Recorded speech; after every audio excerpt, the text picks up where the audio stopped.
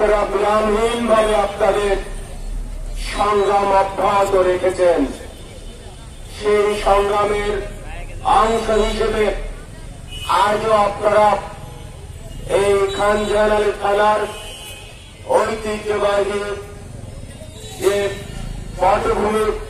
স্বাধীনতা চত্বর, এই স্বাধীনতা চত্বরে আপনারা সমবেত হয়েছেন। সমবেত ক্ষতিগ্রস্ত পরিবারের যে সমস্ত সদস্যরা উপস্থিত হয়েছেন, আমার বক্তব্য যারা শুনছেন, সবাইকে আমাদের বিএনপি পরিবারের পক্ষ থেকে এখানে আমরা যারা উপস্থিত হয়েছি, আমার প্রিয় বড় ভাই খানজাহান থানা বিএনপির বিপ্লবী সভাপতি ছাত্র দলের সুনামী অর্জন কাজী মিজানুর রহমান মিজান, আটটা বৃহত্তলা ইউনিয়ন বিএনপির বিপ্লবী সভাপতি এই অঞ্চলের কৃতি সন্তান আব্দুল সালাম ভাই, আটটা বৃহত্তলা ইউনিয়ন বিএনপির বিপ্লবী সভাপতি সাধারণ সম্পাদক খোকাবাই সহ আমাদের খালিশপুর দৌলতপুর খানজাহান থানার গণমানুষের নেতা, আমাদের এই পদ্মার এই পাড়ের মানুষগুলো,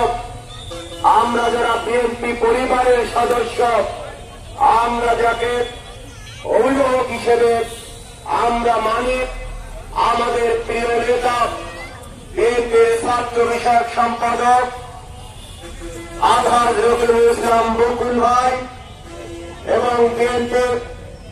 ভারপ্রাপ্ত চেয়ারম্যান আগামী বাংলাদেশ জনাব তারেক রহমান এবং আপসহীন দেশনেত্রী বিএনপির চেয়ারপারসন বেগম খালেদা জিয়ার পক্ষ থেকে আপনাদের এই অধিকার আদায়ের যে সমাবেশ চলছে, এই সমাবেশে আমরা আপনাদের সংহতি প্রকাশ করি। উপস্থিতি বক্তব্য যারা শুনছেন, বিশেষ করে এখানে একটি অধিকার আদায়ের যে সমাবেশ হচ্ছে, আমরা আশা করি এবং আমরা জানি এই সমাবেশে গোয়েন্দা সংস্থার ভাইরা উপস্থিত আছেন। আপনাদের